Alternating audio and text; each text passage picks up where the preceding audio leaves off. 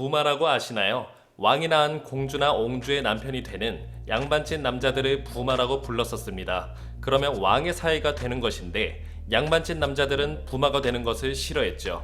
왜냐하면 부마가 되면 관직에 나갈 수 없었고 첩도 들이지를 못했습니다. 그리고 부인인 공주나 옹주가 먼저 죽더라도 다시 재혼하지도 못했죠. 설사 재혼을 한다 해도 그 재혼한 여자는 정식 부인이 아니라 첩이 되었습니다. 어쩌다 몰래 첩을 들였다가 걸리기라도 하면 유배를 가거나 직첩을 빼앗기기도 했죠. 또한 왕의 딸이 부인이니 여간 불편한 게 아니었습니다.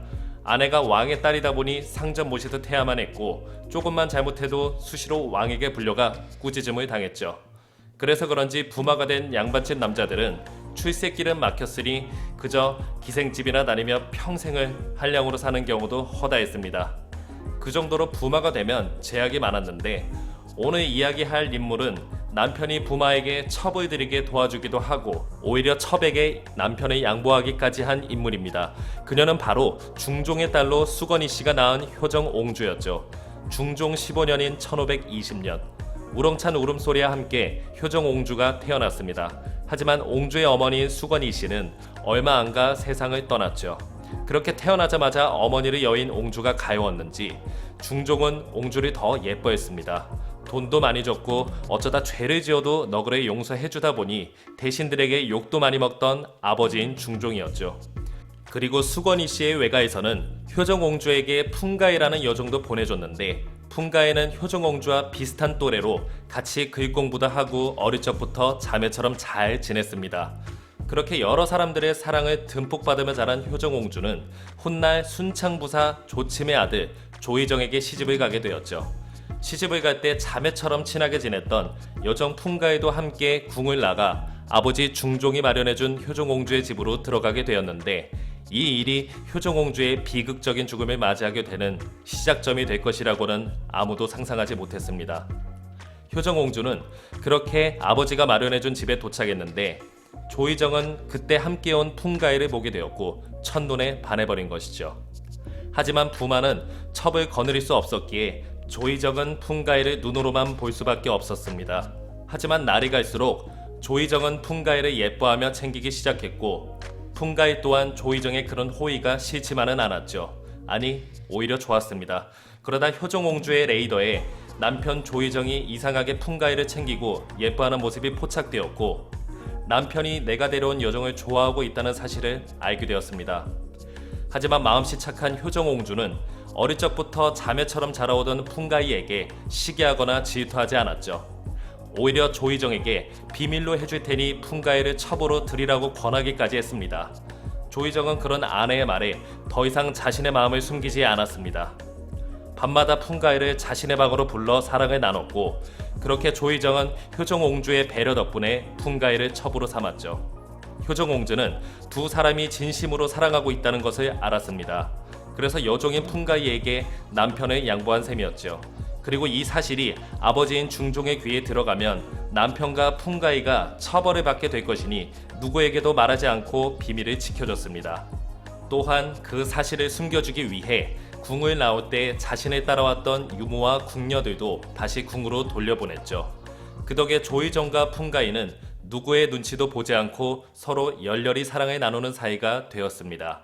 그렇게 셋은 잘 지내는 것 같았죠. 아무 일도 없을 줄 알았습니다. 하지만 궁으로 돌아간 유모와 궁녀들이 효정옹주의 이모이던 상궁 이은대에게 이 사실을 발설해버렸고 이은대는 곧바로 중종에게 찾아가 전하, 풍가이가 본부인인지 옹주께서 본부인인지 알 수가 없었다고 합니다. 제가 보기엔 풍가이가 본처 행세를 하는 것 같습니다. 불쌍한 우리 옹주마발을 어찌하면 좋겠습니까? 라고 과장 좀 붙여서 아뢰었죠. 그 말에 격분한 중종은 당장 부마 조의정을 잡아들여 순천으로 유배를 보내버렸습니다. 순천은 조의정의 본가가 있는 곳이었는데 그래도 사랑하는 딸의 남편이니 옹주를 위한 배려였던 것이죠. 그리고 동시에 풍가이도 잡아들여 내수사로 끌고 갔습니다. 거기서 풍가이는 상궁 이은대와 여러 궁녀들에게 죽도록 두들겨 맞은 후 함흥으로 유배를 보내줬죠. 그런데 효정옹주가 아버지인 중종을 찾아와 풍가이를 풀어달라며 하소연하는 것이었습니다. 자신이 조의정에게 이야기해 풍가이를 첩으로 삼으라 한 것이고 풍가이는 시키는 대로 첩이 되었을 뿐이지 죄가 없다며 말이죠. 하지만 풍가이는 불쌍하고 착한 딸 효종옹주의 남편을 빼앗은 못된 것이라 생각한 중종은 옹주의 간청을 들어주지 않았습니다. 한편 순천으로 유배를 간 조의정은 사랑하는 풍가이가 함흥으로 유배를 간다는 소식을 접하고 중간에서 그녀를 빼돌렸고 다른 여종을 풍가이라 속여 함흥으로 보내버렸죠. 그리고 풍가이를 순천 본가로 데려와 숨겨놓았습니다. 남편의 그러한 행동 또한 효종옹주는 알고 있었지만 그 둘을 위해 또 비밀로 붙여주었죠. 그런 상황인데도 정신 못 차린 조의정은 허구한 날 본가를 드나들며 풍가이와의 미래를 즐겼습니다. 이러한 조의정의 행각은 철저히 비밀에 붙여졌고 그런 사실을 몰랐던 중종은 얼마 지나지 않아 조의정의 유배 명령을 거두었죠. 그리고 조의정은 다시 한양으로 돌아오면서 몰래 풍가이도 데려왔습니다. 이제 그들의 말 못할 비밀이 밖으로 새어나갈 일은 없었습니다. 그렇게 세 사람은 별 문제 없이 살았죠. 그러다가 또 좋은 일까지 찾아오는데 그것은 바로 효종옹주가 임신을 하게 된 것입니다. 그 소식을 들은 중종은 기뻐하며 조의정에게 가지고 있던 화도 어느 정도 누그러졌죠. 그렇게 시간이 지나며 어느덧 옹주의 출산일이 다가왔습니다. 중종은 옹주가 걱정된 나머지 조의정에게 의녀를 보내줄까라며 사람을 보내 물었지만 무슨 일인지 조의정에게 돌아온 답변은 전혀 없었습니다. 의녀가 왔을 때 혹시나 풍가이의 존재에 대해 들킬까 염려스러웠던 것이죠. 또한 옹주의 상태 또한 별다른 이상 없이 무난하게 흘러가고 있었습니다. 그렇게 1544년 2월 15일 효종옹주는 아들을 출산했는데 이후로 급격히 상태가 나빠지기 시작했습니다. 하지만 우물쭈물하던 조의정 때문에 옹주가 그렇게 되고 4일이 지난 후에야 비로소 중종에게 의관과 의녀를 보내달라고 요청했죠. 깜짝 놀란 중종은 즉시 의녀를 보냈는데 그 집에 도착해서 들어가려 하자 갑자기 조의정이 들어가지 못하게 방해를 하는 것이었습니다. 그 이유는 내의원 의원과 의녀가 도착하기 전에 이미 옹주는 숨이 멎어 있던 것이죠. 그리고 풍가이가 함흥이 아닌 한양에 있다는 사실도 밝혀졌죠. 공주가 산후증으로 죽었다는 소식을 듣게 된 중종은 이 모든 것은 다 조의정이 내 명을 어기고 첩과 놀아나며 효종옹주에게는 전혀 관심을 주지 않았기 때문이라고 몰아세웠습니다. 중종은 조의정의 행동이 매우 수상쩍으니 을금부에서 조사하라. 풍가이는 조의정의 사랑을 믿고 감히 옹주를 능멸하고 집안을 문랑케 하여 옹주가 남편에게 박대를 당하게 했으며 심지어 죽게까지 했으니 풍가이 또한 아울러 조사하라 라는 명을 내렸죠. 살아가는 딸의 죽음에 눈 돌아간 중종은 모든 일에 조의정이 풍가이에게 미쳐 옹주를 죽게 하려고 계획적으로 저지른 일이라고 단정지어버렸던 것입니다. 조의정의 항변은 전혀 소용이 없었죠. 결국 그는 고신을 빼앗기고 또다시 유배형에 처해졌습니다.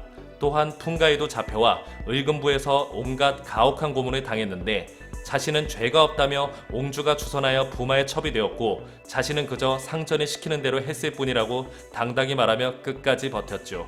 중종에게는 그저 딸의 남편을 빼앗은 풍가이를 사형시키고 싶었지만 대신들은 풍가이에겐 큰 죄가 없다고 판단해서 장백대형에 처해졌습니다.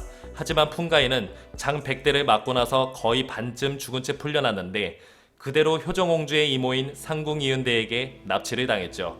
이은대는 효종옹주의 복수를 하기 위해 타살의 증거를 남기지 않고 풍가이를 죽일 계획이었습니다.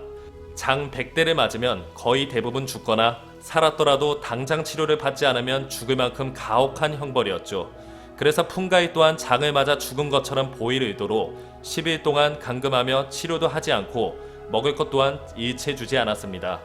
그렇게까지 했는데도 풍가이가 죽지 않자 이은대는 장을 맞은 부위에 더 심한 매질을 가했습니다.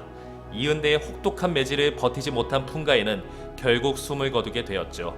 풍가이를 죽음에 이르게 한 이은대는 언니였던 수건이 씨가 낳은 정순옹주의 남편과 여종이 간통을 해서 아이를 낳자 아이를 밟아 죽이고 간통한 여종 또한 때려 죽인 이력이 있던 잔인한 성격의 여인이었습니다.